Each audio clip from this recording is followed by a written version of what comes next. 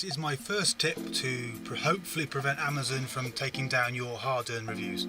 Right, it's a counterintuitive tip, but it has worked for me and a few of my other author friends, so I strongly recommend it. And it's this: don't make friends with your favourite authors on social networks. Like I said, it's a pain because we like to talk to our favourite authors and pick their brains, but it causes issues. Amazon monitors our accounts. They can link it with Facebook and all the other social networks out there. But in that monitoring, they have no way to pinpoint how close you are to your blooming favourite author. You could be the boyfriend, girlfriend, friend, mother, daughter, son, anything. You could even be the bloody dog's flaming shampooist from round the corner. To Amazon, it is all the same. You're still linked personally to your author. You might have done this through the personal page because you simply cannot find a public page. You could not find a way to show support to the author straight away, so you searched like we all do and only found the personal page. So to combat this, authors are slowly starting to realise that they're better off having the public pages, which usually have something like author so and so or independent writer so and so. You get the picture. If your author has both, then I really stress follow the public page and ditch the profile one, the personal one even, because that'll just cause issues for everybody concerned, and your golden nugget of a review will get kicked in the shithole, frankly, and we don't want that because authors need reviews. So, and I apologise for swearing there, but it's me. They also do this with Twitter. Those hashtags can cause no end of bloody trouble either as well. So limit those. If it's an author-only Twitter account, stick to that one and not the personal one. And trust me, avoid LinkedIn because they are affiliates with Amazon quite strongly, and any links to a personal author, they'll just boot you off, your review off quicker than you can think of it, really. I can't think of a better metaphor, but they'll trash your review and flag you up for future reviews. Pinterest have slowly become an issue as well because authors are, to try and combat the issue, authors are creating notice boards on Pinterest, and Amazon is slowly starting to put two and two together and getting 33. So limit those as best you can. If they have many boards, stick to one board that interests you from that author and follow that one alone.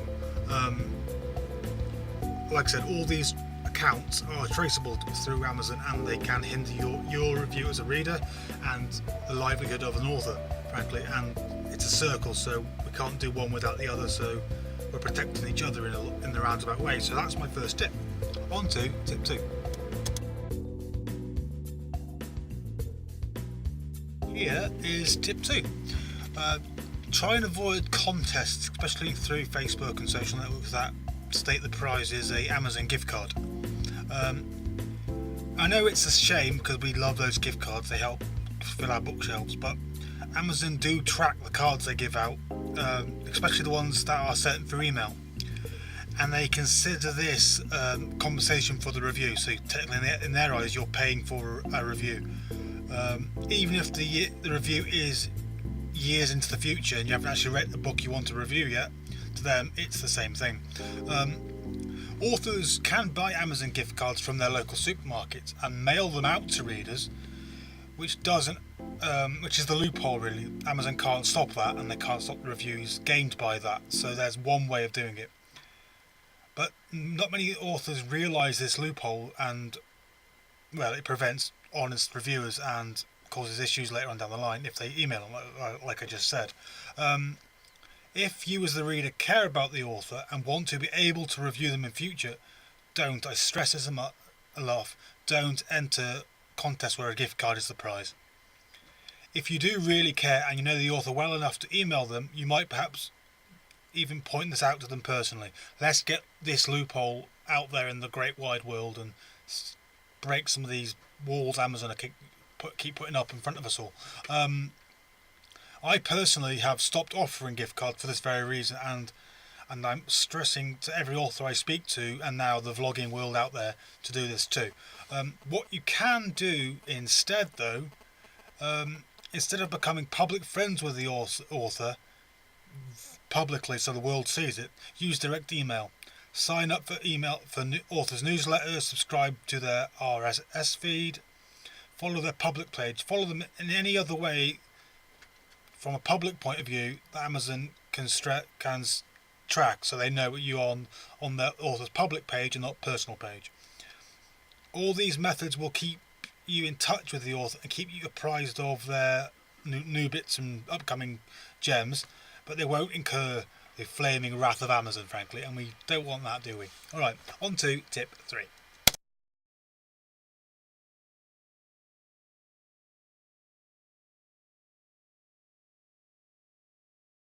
Tip 3. If you've ever been a beta reader or a street team member for an author, you're going to be doing a lot of reviews, especially where Amazon can't confirm you bought the book. They call this a verified purchase. In these cases, you can cover your backsides by adding a very simple disclaimer line. There's dozens of versions of it, but it goes something along the lines of, I received a complimentary copy of this book in exchange for an honest review. I will be tagging some other links to this sort of thing and other lines you can use on my blog and website, which will be tagged to the end of this post. By doing these disclaimers, it does show that you are betaing the book, and Amazon don't like it, but they do leave you be if they deem the review is honest enough and you aren't just blowing smoke up the author's backside. So yeah, that's my tip 3. Again, if you want to beta authors' books, contact them through their public pages or direct emails, not their profile pages. Okay, on to the final tip.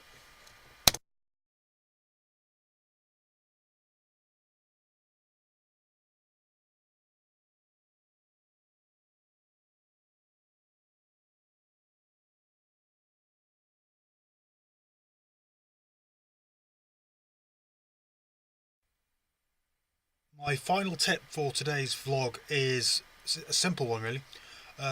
With everything that you've read so far, don't stop reviewing. Keep at it. I may have said this on podcasts in the past and on questionnaires and whatnot, but reviews by readers and fellow authors and anybody else who reads your work are the lifeblood of the independent circuit, especially for independent authors, because it shows that other readers are actually engaging with your work and cause an emotional reaction, regardless of whether it was a good or bad reaction. As an author, I'm always encouraging people to keep reviewing. If you've already reviewed regularly, you become akin to what's a good book and what's a not book, and the reviews reflect this. And those reviews help shape and mould the author's later works. So again, like I said before, it's a cycle, and we want that cycle to keep going. If you don't review regularly, don't worry about that. That will come with practice. Think about doing it more often if you wish, and really concentrate on what you're actually saying. Don't add a lot of fluff or waffle. Just, if you enjoyed the book, tell the audience why you enjoyed the book, because the author loves reading that itself. If you were moved by it, either way, tell the author and the world why you like the book. And remember, Amazon isn't the only place to post a review. We've mentioned it before. Goodreads, you can post on there, but you could post the review on their public page on Facebook. There are other places you can post reviews other than Amazon. And most print-on-demand services where the author is registered to will have a place for reviews, so keep your eyes open for that.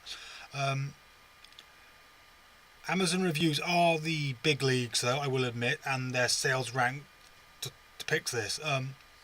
But there is no research, though, to state which platform works best.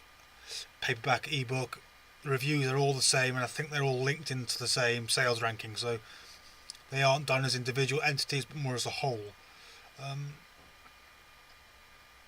But even online booksellers accept readers' reviews, though. They may not be as tangible as ones from Amazon, but Kobo, Barnes & Noble, they do the same thing. They Do tend to ignore any review that's lower than a 3 though. 3s, 4s and 5s, they're what really affect the rankings. Right, so that is my final tip. Hope it helped.